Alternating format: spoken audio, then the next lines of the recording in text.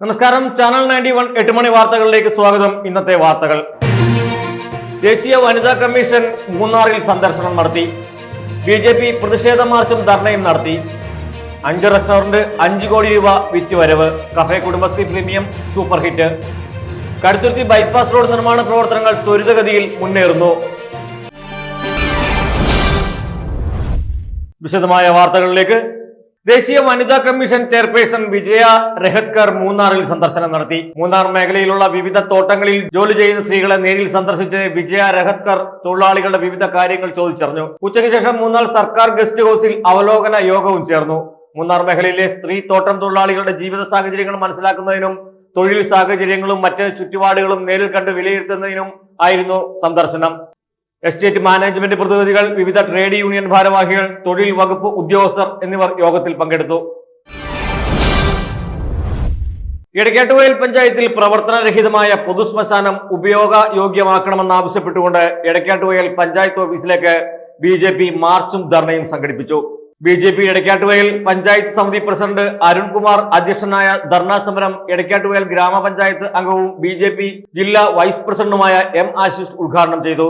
BJP ജില്ലാ ഉപാധ്യക്ഷൻ VS Sathyan മുഖ്യപ്രഭാഷണം നടത്തി. പഞ്ചായത്ത് സമിതി ജനറൽ സെക്രട്ടറി ബാബു KN സ്വാഗതവും വൈസ് പ്രസിഡന്റ് KK ഉണ്ണികൃഷ്ണൻ നന്ദിയും പറഞ്ഞു.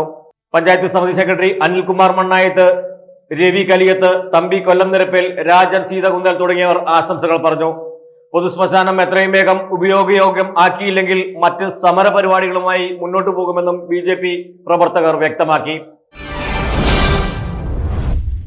5 റെസ്റ്റോറന്റ് 5 കോടി വിറ്റുവരവ്. Cafe Kudumbashree premium restaurant super hit. ഉപഭോക്താക്കൾക്ക് പ്രീമിയം സൗകര്യങ്ങൾ ലഭ്യമാക്കുന്ന കഫേ കുടുംബശ്രീ പ്രീമിയം റെസ്റ്റോറന്റുകൾ പൊതുജനം ഏറ്റെടുത്തു കഴിഞ്ഞു. പ്രവർത്തനം ആരംഭിച്ച് 1 കൊല്ലം പിന്നിട്ട 5 കഫേ കുടുംബശ്രീ പ്രീമിയം റെസ്റ്റോറന്റുകൾ വഴി നേടിയത് 5 കോടി രൂപയുടെ വിറ്റുവരവ്. നിലവിൽ 10 ജില്ലകളിലായി 10 പ്രീമിയം റെസ്റ്റോറന്റുകളാണ് പ്രവർത്തിച്ചു വരുന്നത്. തൃശൂരിൽ ഗുരുവായൂർ, എറണാകുളത്ത് അങ്കമാലി, വയനാട് മേപ്പാടി, പത്തനംതിട്ട പന്തളം, കണ്ണൂർ എന്നിവിടങ്ങളിലെ പ്രീമിയം റെസ്റ്റോറന്റുകളിൽ നിന്നാണ് 5.27 കോടി രൂപ വരുമാനം നേടിയത്. കോട്ടയം, കോഴിക്കോട്, കാസർഗോഡ്, മലപ്പുറം, തിരുവനന്തപുരം ജില്ലകളിലും പ്രീമിയം റെസ്റ്റോറന്റുകൾ നിലവിൽ പ്രവർത്തിക്കുന്നുണ്ട്.